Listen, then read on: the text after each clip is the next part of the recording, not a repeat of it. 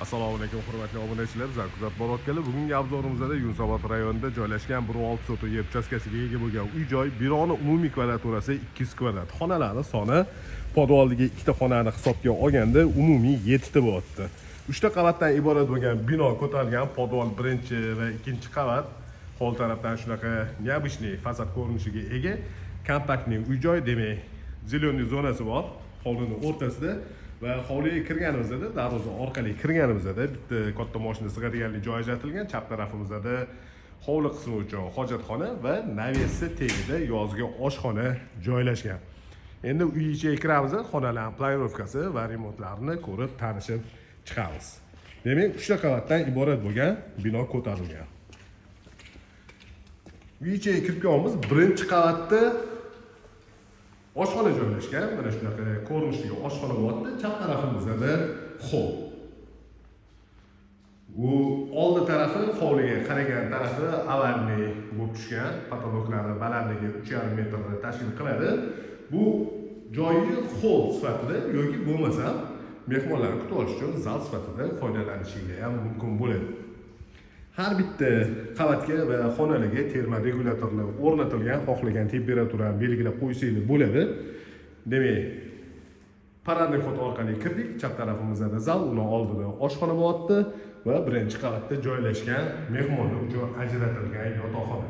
Qo'shni devorlar 1,5 metr tashlab imorat ko'tarilgan. Birinchi qavatda joylashgan umumiy sanuzelning ko'rinishi. Endi ikkinchi qavatga ko'tarilamiz. Zinan tagiga podsvetka qilingan, imoratda tegi butunlay yaxlit podval. Ikkinchi qavatda 3 ta xona joylashgan. Uchalasi ham yotoqxona uchun mo'ljallangan. Demak, ikkinchi qavatga ko'tarildik. Chap tarafda 2 ta xona bo'lyapti. Bola uchun ajratilgan yotoqxona. Va o'ng tarafga yurganimizda ikkinchi qavat uchun umumiy sanuzel. Ota-onalar uchun ajratilgan yotoqxonaning razmeri uzunasiga 5 metr va eniga 4,5 metrda tashkil qiladi.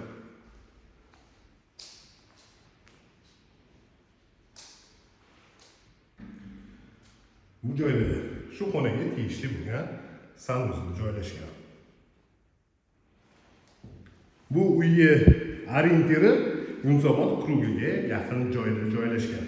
Yana aniqroq ma'lumot kerak bo'ladigan bo'lsa, uyni ko'rishingizdan oldin sizlarga lokatsiya tashlab beramiz. Bemalol kelib ko'rishingiz mumkin. Ko'rsatib o'tgan joyimda stroyniy shkaf uchun joylari hisobga olingan. Har bitta qavat uchun alohida elektr shitlar yig'ilgan. Bolalar uchun ajratilgan yotoqxona ichiga kirib kelamiz. Razmeri uzunasiga 4 metr va eniga 3,5 metrni tashkil qiladi. Bu joyda yana bitta kichikroq xona bor. Mana shunaqa ko'rinishda bolalar uchun ajratilgan xona. Endi imoratda podval qismiga tushamiz. Podvalda 2 ta xona joylashgan, ikkalasi ham katta xonalar. Bu birinchi xonaning ko'rinishi. Xohlaganingizcha o'zingizga moslashtirib olsangiz bo'ladi. Bu joyga aytayotganim trenajyorlik uchun mo'ljallasanglar ham bo'ladi, xohlasanglar damashniy kinoteatr. Va bu xonani bolalar uchun игровой bitta xona qilib qo'ysa ham bo'ladi. Yana o'zingizlarning xohishingizga qarab bemalol moslashtirib olasizlar. Bu joylarga ham ko'p polda tashlangan, terma regulyatorlar o'rnatilgan.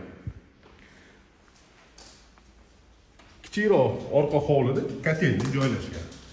Demak, bu joyda do'kontorli kotel bo'lyapti, gazli boiler, расширительный bak va водяной nasoslar joylashgan.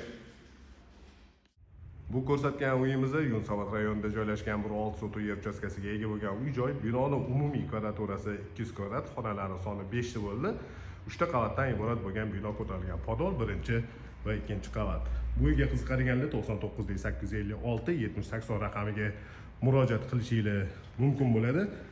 Aniq manzili kerak bo'ladigan bo'lsa, Telegramdan sizlarga lokatsiya tashlab beramiz. Adashmasdan bemalol kelib ko'rishingiz mumkin. Narxini opisiyaga yozib qo'yamiz.